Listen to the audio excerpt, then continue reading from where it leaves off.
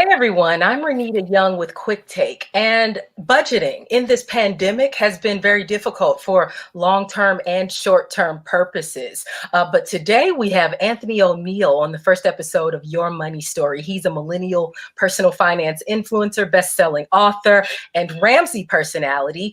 And his story of overcoming homelessness and debt hopefully will help you own your money story. Anthony, thank you so much for joining us. Oh man, Renita, thank you so much for having me on. I've been looking forward to this for a couple of weeks now, so I can't wait to talk more with you and serve the people who are watching this today. Great. Well, let's get right into it. I heard something pretty interesting that you said recently. The caliber of my future will be determined by the caliber of my choices. But Yes. sometimes life also gets in the way and it builds up on us. And like this current pandemic, things happen. We get into a bind, like what happened to you at 19 years old when you ended up homeless. Can you walk us through how you dug out of that situation? Well, the key thing for me when I dug out of my particular homeless situation, I was 19 years old, $35,000 in debt, sleeping in the back of my car, didn't really have a place to go. And one of the main things that helped me get out of that situation really wasn't the practical at first. It was my mindset. I had to really come up with a clear vision with where I wanted to go and how I wanted to get out of debt. And so I really changed my money mindset. I got on a clear vision for my life. And then I also got on a clear budget that matched the goals that I was trying to accomplish. So I went and got 3 jobs. I was working a full-time 8 to 5. And then I also got a part-time job washing cars after that. And then check this out, Renita. I was delivering newspapers from around 2 a.m. to 4 a.m. in the morning to get some more money. Why? Because I was tired of living this fake rich life. And I really wanted to start building true wealth by eliminating my debt, getting a clear vision, being intentional about my decisions so I can have a brighter future.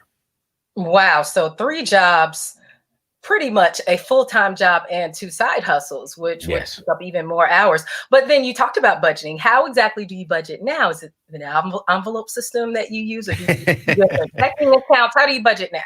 Well, here at Ramsey Solutions, we talk about the envelope systems, and I'm all for the envelope system. Now, I am a millennial, so I do the digital envelope system through this amazing app that I use called Every Dollar. And so I pretty much list all of my income, I list all of my expenses, and at the bottom of that, it should equal 0. So I call this a zero-based budget through every dollar. So for an example, let's say you make $2,000 a month. That's your income. And let's just say, for an example, you have a rent payment, mortgage payment, car insurance, utility bills. These are all expenses. Renita, your hair looks amazing today. So I'm pretty sure you have a hair expense. And so that's an expense, and so you want to list all of your expenses and you want to give every dollar an assignment. I call that you want to put your vision on paper before the month begins. And when you get to the bottom of that, it should equal 0. Now, let's say, for an example, your income is 2,000, but at the end of your budget, you're over by 100. So you need to go back to your budget and make sure that it is 0 at the bottom of it. Okay, got it. And just like we just touched on, we're in the middle of a pandemic, the COVID-19 pandemic, to be specific. It's upending lives. It's causing an economic slowdown. But walk us through the steps. Some people have lost jobs during this. Yeah. Walk us through the steps to take if you've lost a job, you still have bills and debt. Yeah, Renita, I want to say this before we go into that. I want to say focus on the things you can control and don't stress over the things that you can't. All right. And here are some of the things that you can control, and that's your income that you have right now. So when it comes to your budget, here's the first 4 things I want you to worry about if you've lost some particular amount of income. I want you to focus on your food because we got to keep our bodies and ourselves healthy. Then after that, I want you to focus on your utilities. Make sure you have hot water coming into the house. Make sure that you have water coming into the house. Make sure you have heating. Then after that, focus on your transportation, okay? Make sure you have gas for your car. And then after that, focus on your mortgage or your rent payment.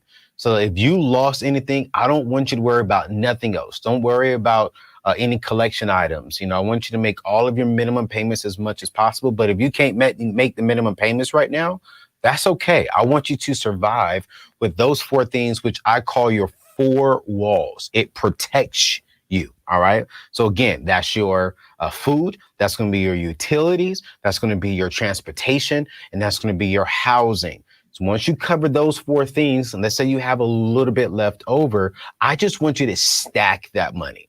Don't worry about paying anything else. Just start stacking that money so you can have some extra margin to get you through this season. But then also when it comes to budgeting, here's one thing I really want you to look at. It's the very first top. That's your income. All right. So right now, if you have lost a job, what I want you to do is go out there and try and figure out how can you bring in some extra cash. For an example, you can do online learning. There are a lot of students right now who are working from home, doing school from home, and parents are sitting at home stressed. They don't know how to do math. They don't know how to do English. And so right now, what you can do is just figure out how you can bring in some extra income from online learning, maybe grocery shopping, maybe even some food delivery services. But that's how you really control a pandemic budget. Got it. Got it. And on the flip side, a lot of people have been working from home and they have been stacking a little extra cash. Yeah. How do you suggest they make the best of that money? You know, I go back to the baby steps. So if you still do have some income coming in, great. All right. And if you still have debt, I want you to go to baby step number 2, which is pay off all your debt using the debt snowball. And especially right now, Renita, I mean, the president and the Congress has went ahead and not forgiven, but they've delayed student loan payments and they've cut off interest until the end of the year, December 31st. So let's say right now you only have student loans and you have income coming in right now. Go on ahead and start attacking that so you're not making any extra payments and you're not paying any extra interest at this present time. So take advantage of this season to pay off your debt. But let's just say you don't have any debt. Let's say you have a fully funded emergency fund. Now was a great time to go ahead and start investing. Start looking into a Roth IRA, investing into a growth stock mutual fund. Start looking and investing into a 401k and maxing out with those benefits. But if you're working from home, I'm going to simply say a Roth IRA, or talk to a smart investor, someone who can help you out with financial services and help you figure out how to start investing as an entrepreneur. All right. Now, you mentioned college loan debt, and a lot of people have a lot of college loan debt. They might even call college loan debt a pandemic of its own. Yeah. Now, since people have been given this this delay in payments from federal loans, what should they consider before they consider whether or not to actually delay the payment? Is it contingent upon how much debt they have? Walk us through what people should think about. So if I'm in their shoes, and let's say, for an example, I'm in debt and I'm starting this journey and I have student loans right now, federal student loans. The federal student loan interest rate is 4.5% right now. That's what the going rate is. If that's the only debt that I have, and let's say I still have a good income coming in, and let's say I have an average $58,000 per year, I am going to attack the debt. Okay. I'm not going to take the advantage of just letting the student loans just sit there, because what's happening is it's sitting there. Yes, it's not gaining any interest, but here's where the wealthy get wealthy. They take advantage of the seasons where they can win. And right now is a great season for you to win.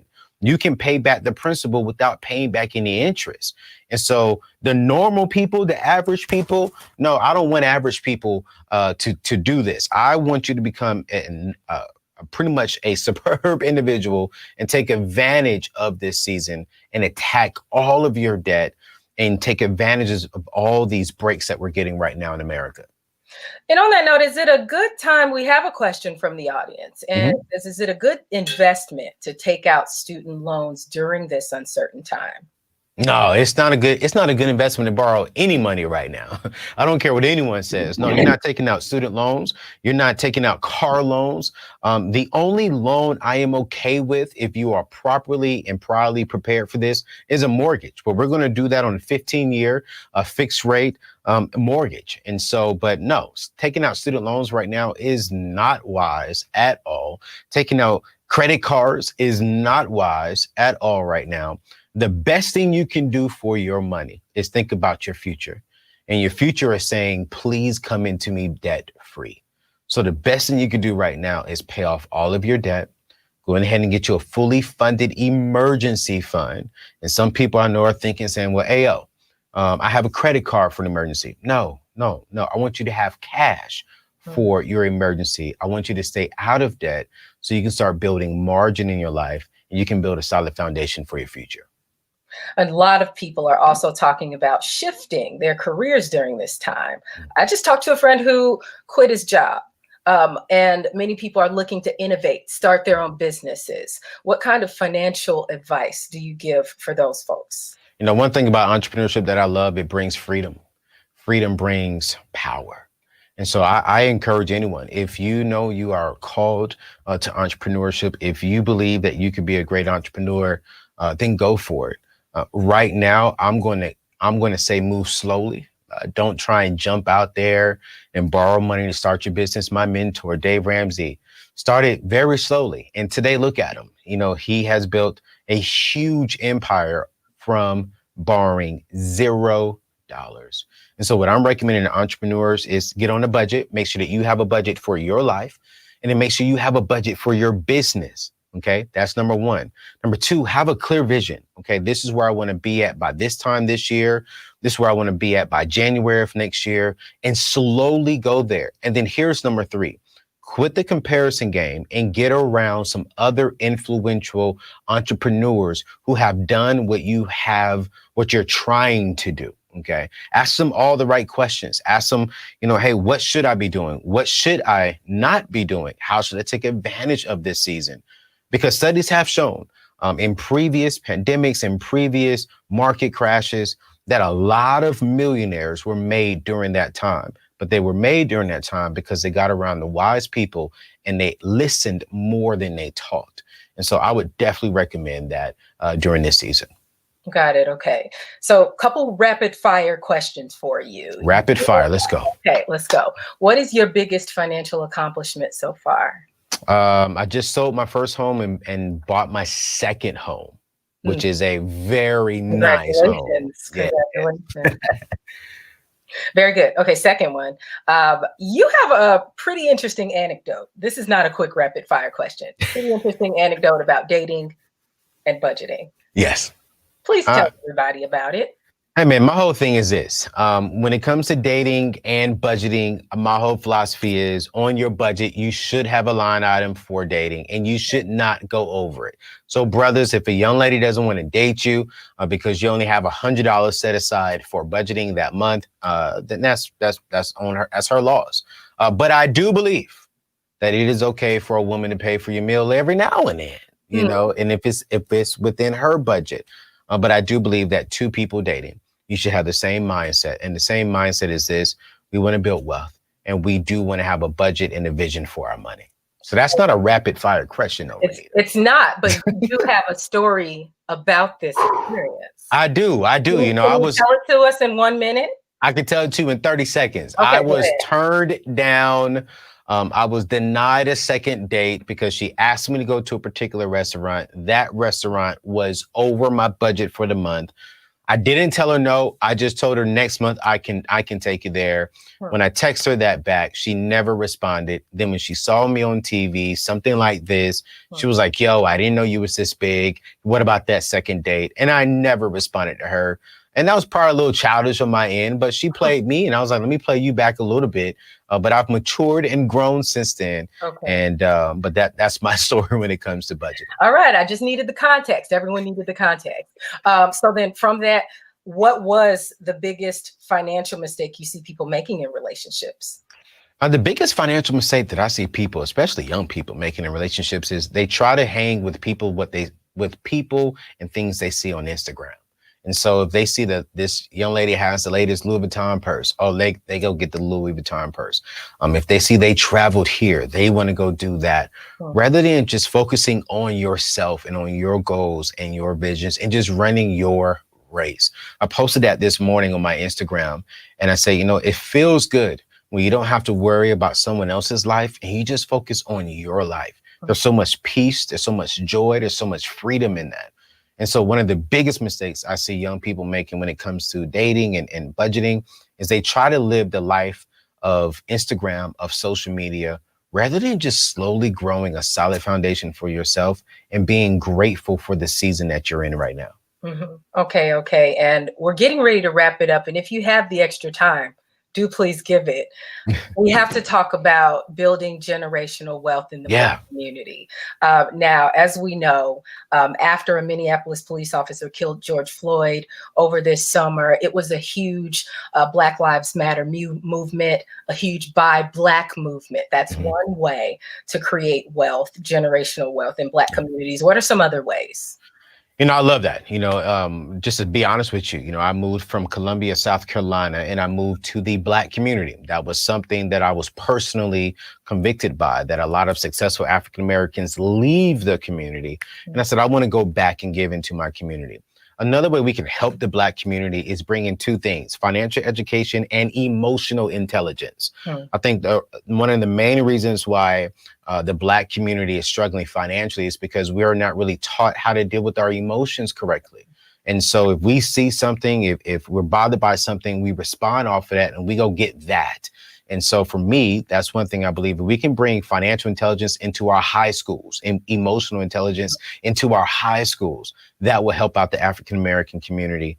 And then three, the last things when it comes to the African-American community, when it comes to building wealth, we got to keep our dollars within the community.